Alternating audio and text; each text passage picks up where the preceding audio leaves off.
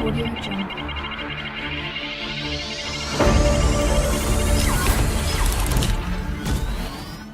Almanya'ya geldikten sonra kendi alanımda çalışmak için çok çaba sarf ettim. Özellikle mesela Türkiye'de diplomamı alamadığım doktoramı burada tekrar başlatmaya karar vermiştim. O doğrultuda gayretlerim neticesinde çok şükür 2 tane profesörden doktora için olur kabul aldım. Fakat bu sürede birçok iş başvurusu yaptım kendi alanımla ilgili. Yani normal işte üniversitede çalışacak pozisyonundan tutun büroda çalışacak pozisyona kadar birçok başvuru yaptım. Fakat hiçbirinde doğru düzgün mülakata bile çağrılmadım. O dönemde işte korona zamanı da girmişti ve etrafta duyuyorduk işte bu bootcamp'ler açılmış, IT bootcamp'leri.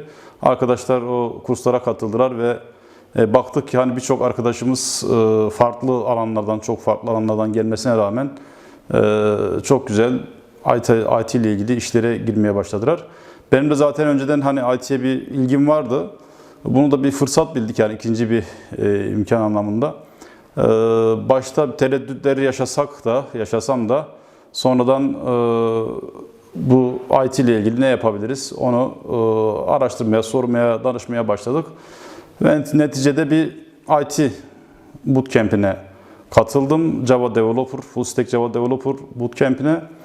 Hani o bootcamp'e katıldıktan sonra ya dedim yani bu sonuçta IT alanında çok geniş bir alan. Hani bu alanda bana rehberlik yapabilecek, öncülük yapabilecek birileri var mı diye etrafıma sormaya başladım. Sağ olsun arkadaşlar yönlendirdi Münih'ten bir arkadaşımıza. O da kabul etti dedi ben sana mentörlük yapabilirim. Hani ben dedim ama hani düzenli şey yapalım, düzenli görüşelim haftada bir, 2 haftada bir görüşelim diye. Ondan sonra görüşmeye başladık. Ben bu arada kursa devam ediyorum.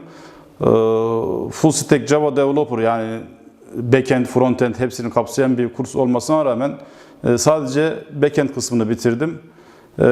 O süreçte işte bu mentor arkadaşımız bana bir stajyeri bulmama yardımcı oldu, vesile oldu. Staj yaparken işte backend kısmı bitince proje de bitmiş oldu ve iş başvurusuna başlamamı tavsiye etti ve kendi çalıştığı firmaya referans oldu ve onun vesilesiyle ilk görüşmeye girdiğim firmada işe alındım. Yani bu bende çok ciddi bir etki ve bir ışık uyandırdı açıkçası. Yani çünkü geldiğimden beri Almanya'ya geldiğimden beri verdiğim mücadele hani bizim gibi işte belli bir seviyeye gelmiş üniversite mezunu arkadaşların nitelikli kalifiye iş yapmasıydı. Burada IT alanında da bunun böyle çok daha rahat, hızlı olduğunu da görmüş olduk. Ve burada özellikle işte dayanışmanın, yardımlaşmanın, insanların birbirleriyle tecrübelerinin paylaşmalarının çok faydasını görmüş olduk.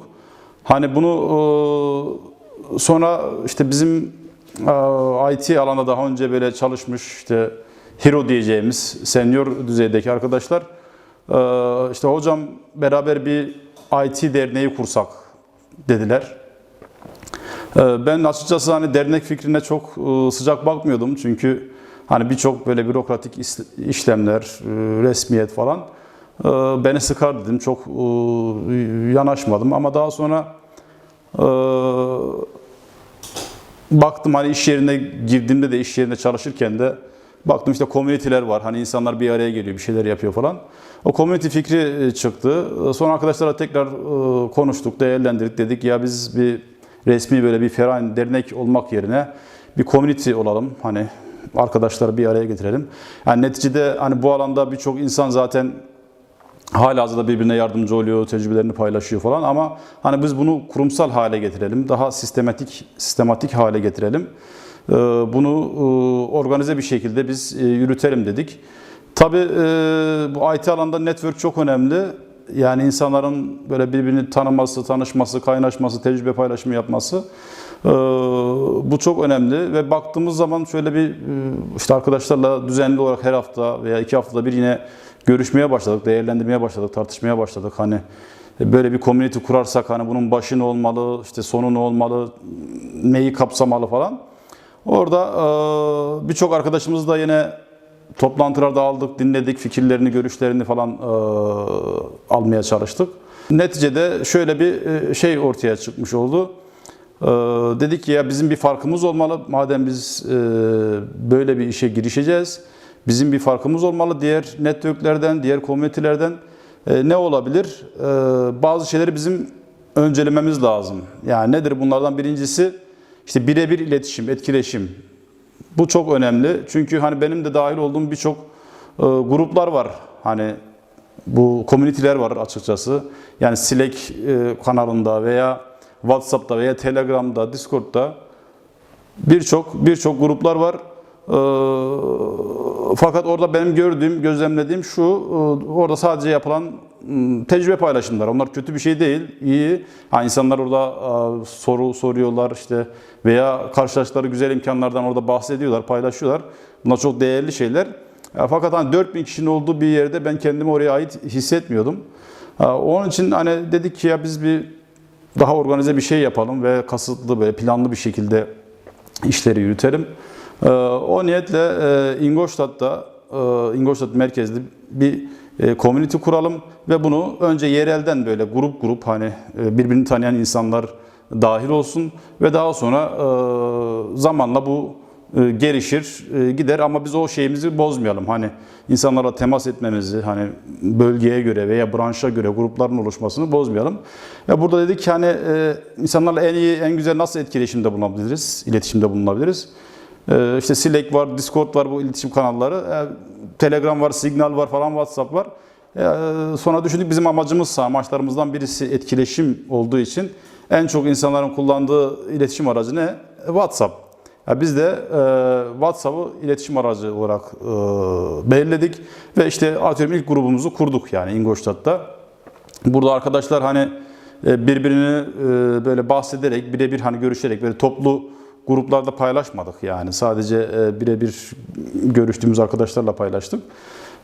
Ve tabi burada yine bu community'yi kurarken bazı kıstaslar, kriterler belirledik yaptığımız görüşmeler neticesinde. Hani bunlardan birisi neydi? Şuydu, dedik ki ya bu IT community sadece IT alanında olanların olacağı bir yer olsun. Yani çünkü birçok insan hani IT düşünüyor, IT'ye ilgi duyuyor, IT alana girmek istiyor. Hani onları biz tamam onlara yardımcı olalım ama onlar bu komünitenin içine dahil olmasın çünkü yani gündemler farklı, meseleler farklı. Biz sadece IT alana girmiş yani kurs alan, eğitim alan, işte Ausbildung yapan, işte Umschulung yapan vesaire, üniversite okuyan veya işte okumuş, mezun olmuş, iş arayan veya IT alanda çalışan arkadaşların olduğu bir topluluk olsun dedik. Böyle bir kriter getirdik topluluğa girmeyle ilgili.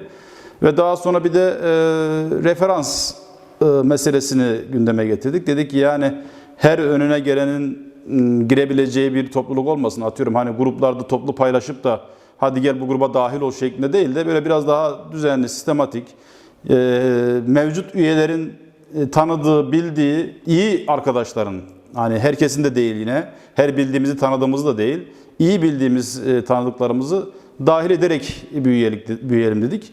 Yani bunun arkasında yatan sebeplerden birisi tabii ki hani birçok insan hani burada yeni bir hayat kurmaya çalışıyor. Yeniden bir şeylere başlamaya çalışıyor. Birincisi belki bir güvenlik endişesi olabilir düşüncesiyle. Çünkü gözlemlediğimiz, gördüğümüz kadarıyla birçok insan hani böyle toplu gruplara girmeye, şey yapmaya, paylaşım yapmaya veya orada bulunmaya çekiniyor. Haklı olarak belki. Biz de ama bunu aşma adına hem de böyle insanların daha böyle hani ben orayla da biriyle muhatap oluyorsam o komünite içerisinde biliyorum ki o benim doğrudan tanıdığım olmasa bile benim bir tanıdığımın tanıdığı olmuş oluyor. O vesileyle daha samimi, daha güvenli bir ortam olmuş oluyor. Hani bunu aslında şuna da benzetebiliriz. Bir ara Gmail ilk kurulduğu zaman hatırlarsanız Gmail hesabı alabilmek için Gmail hesabı olan birinin size davetiye göndermesi gerekiyordu. O vesileyle hani onun sayesinde Gmail'e dahil olabiliyordunuz. Bizimki de öyle bir şey. Yani biz mevcut üyelerimizin tanıdığı, bildiği her renkten, her dilden, her inançtan, her cinsiyetten arkadaşımız komüniteye dahil olabilir. Yani orada belli bir sınırı yok.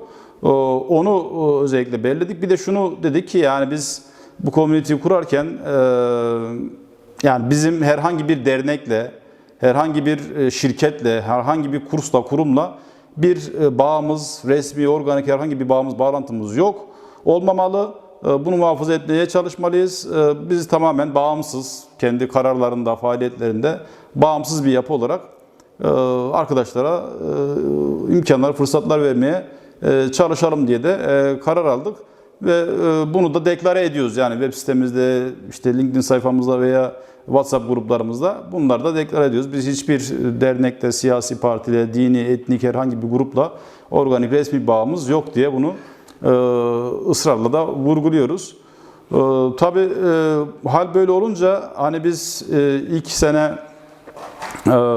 yavaş yavaş bu şekilde referansla arkadaşlar dahil olmaya başladı ve faaliyetlere başladık. Evet, yani biz tabii burada hani öncelikli amaçlarımızdan birisi zero'ları hero yapmaktı. Yani bu alanda iş arayan, işe girmek isteyen arkadaşlara yardımcı olmak. Bununla ilgili mesela yaptığımız hizmetlerden birincisi mentörlük hizmeti. Yani burada yine bir dayanışma, bir yardımlaşma çerçevesinde işte piyasada çalışan, işe girmiş arkadaşlarla görüşüp işte rica ediyoruz. Diyoruz ki ya işte bu alanda işe girmek isteyen arkadaşlarımız var. Senin alanda hani alanları da eşleştiriyoruz. Burada tabii bizim hani cyber security'den işte QA tester, developer, işte Geo IT, GIS dediğimiz IT administrator, DevOps, data science gibi böyle 6-7 farklı branşta gruplarımız var. Ve buradan arkadaşlarımız var ve bunları da o alanda çalışan arkadaşlarla eşleştiriyoruz. Onlarla mesela bir mentörlük kılavuzu yayınladık. Bunu da sınırladık çerçevesini. Hani 2 haftada bir görüşün, işte şu konuları görüşün. 4 tane konu belirledik. Yani tanışma, profil oluşturma, CV oluşturma, örnek mülakat yapma veya işte networking oluşturma gibi. Bunları oluşturduk ve arkadaşlar iş arayan arkadaşlarla eşleştirdiğimizde bunların çok ciddi faydaları görünüyor. Hatta mesela bir arkadaşımız 1 ay içerisinde mentörle görüşmeye başladıktan sonra iş buluyor, bulanlar var, hani örnekler var gibi veya diğer mesela önemli yani bu alanda önemli gördüğümüz hizmetlerden birisi referanslı iş başvuruları hizmeti. Yani mevcut piyasada çalışan arkadaşlardan yine rica ettik. Dedik ki mevcut çalıştığınız firmalarda referans sistemi varsa işte bizim komünitedeki arkadaşlara referans olabilir misiniz diye onunla ilgili bir kayıt oluşturduk, form oluşturduk. 8 firmayla başladı ama şu an 14 firma ya iş arayan arkadaşlar o firmada kendi alanlarıyla ilgili ilan varsa referanslı bir şekilde başvurabiliyorlar ve hiç işte bu süzgece takılmadan, filtreye takılmadan direkt mülakata çağırabiliyorlar. Yani bugün eğer bir insan, IT alanında iş arayan bir insan 14 firmayla mülakat yapabiliyorsa bu çok büyük bir katkı sağlıyor, büyük bir tecrübe oluyor. Neticede belki işe daha hızlı girmesine de yardımcı olmuş oluyor. Onun haricinde birçok eğitimler, seminerler, tecrübe paylaşımları, işte yine insan kaynakları ile ilgili, iş başvuruları ile ilgili birçok eğitimler düzenliyoruz. Bunların hepsinin arkasında bir ekip var. Düzenli görüşüp işte aramızda görev paylaşımları yapıp onları takip etmeye çalışıyoruz. Yani yarın bu şekilde arkadaşlar arasında bir birlikleri, network'lü güveni sağlayabilirsek, oluşturabilirsek, paylaşımı oluşturabilirsek yarın 3 sene sonra, 5 sene sonra şu an işe giren arkadaşlarımızın çoğu belki işte senior olacak, team lead olacak, project lead olacak ve önemli konumlara gelecek. Artık hani eleman ihtiyacı olduğunda kendileri direkt söz sahibi olacak ve insanlara doğrudan işe almış olacak. Bizim hedeflerimizden birisi de şimdi bunu da yavaş yavaş hani IT komünite olduğumuz duyuldukça, görüldükçe, bilindikçe bize şu tür teklifler de geliyor. Hocam bizim böyle bir işte proje fikrimiz var. Bir yazılım geliştirmek istiyoruz, yaptırmak istiyoruz. Sizin de hani içinizde IT'ciler varmış. Hani onlarla böyle bir yazılım geliştirebilir misiniz gibi teklifler geliyor. Biz de yine bunları değerlendiriyoruz. Tabii bunları paylaşmamız lazım. Komünitedeki arkadaşlarla beraber bunları geliştirmemizi yapmamız lazım.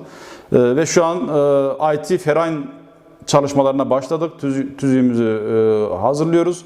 İnşallah yakında IT Ferain olarak arkadaşlara yardımcı olmaya veya daha fazla yardımcı olmaya devam edeceğiz. Burada şeyimiz de şu, mottomuz diyeyim, yani bizi motive eden kaynak. Hani şu an genelde insanların nazarında iş bulan IT community, Zero to Heroes olarak belki konumlanmış durumdayız.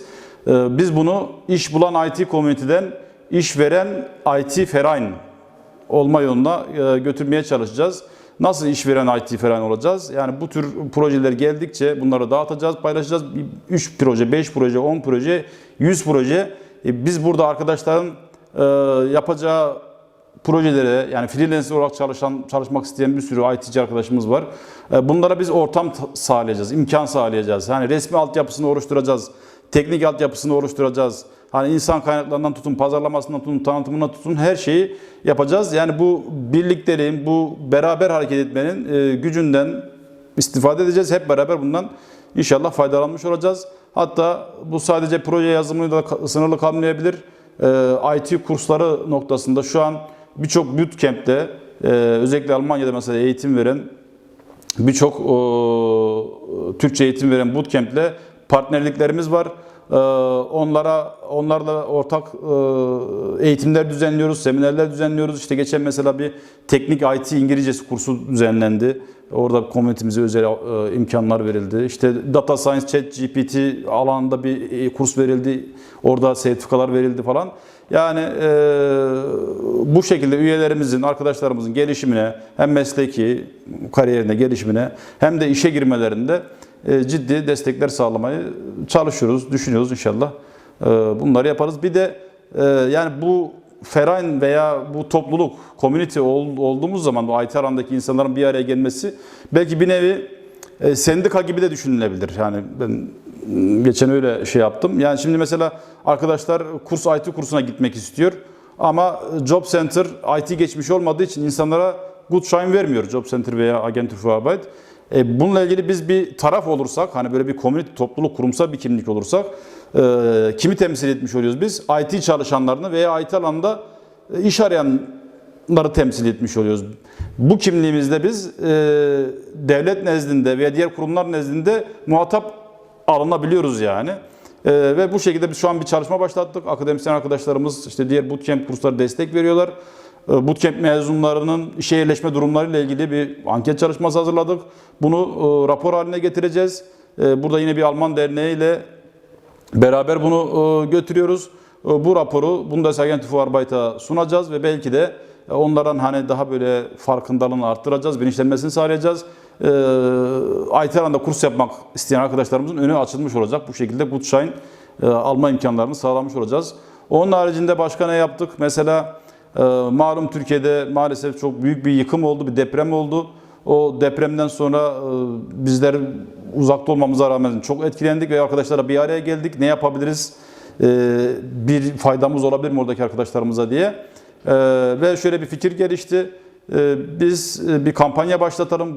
Buradaki partnerimiz olan İnsan Kaynakları Derneği diyebileceğim bir dernekle beraber şöyle bir kampanya başlattık. Dedik ki Türkiye ve Suriye'deki IT uzmanlarının Almanya'da çalışması diye ve bunu duyurduk, yaydık. İşte 65 tane falan başvuru aldık. Onun 60 tanesi uygundu. Onları firmalara duyurduk. Hatta oradan Arbeitgeberverband var bir tane Stuttgart'ta, İşverenler Birliği. Onlar bizi toplantılarına davet etti falan.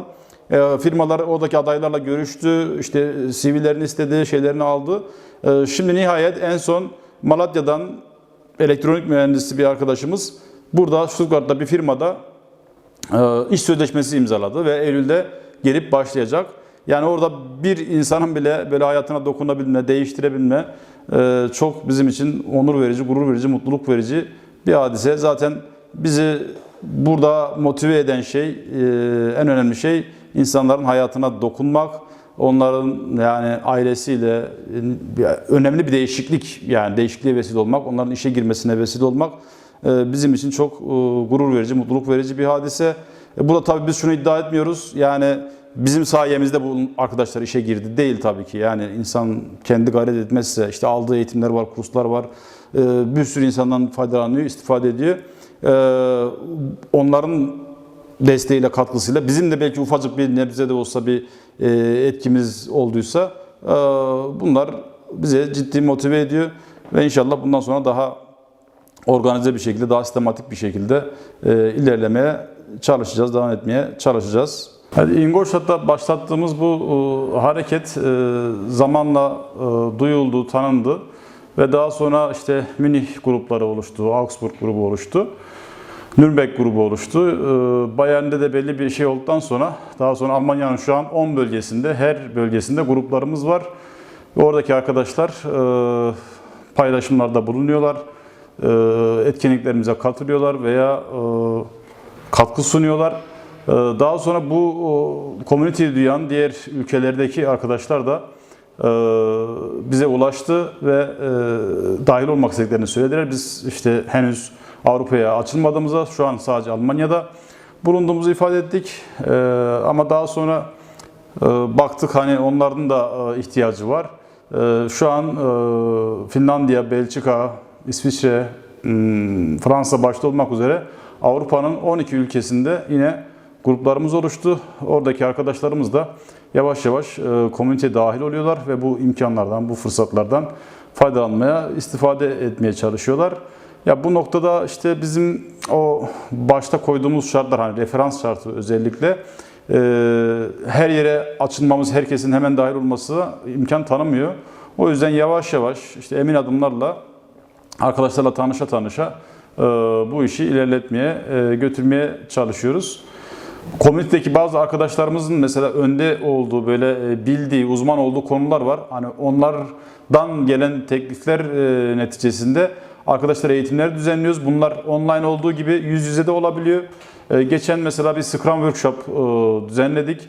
Orada 25'e kadar bir arkadaşımız katıldı. Bir sınıf ortamında ve uygulamalı bir eğitim oldu. Herkes çok beğendi ve faydalı, istifadeli oldu hakikaten.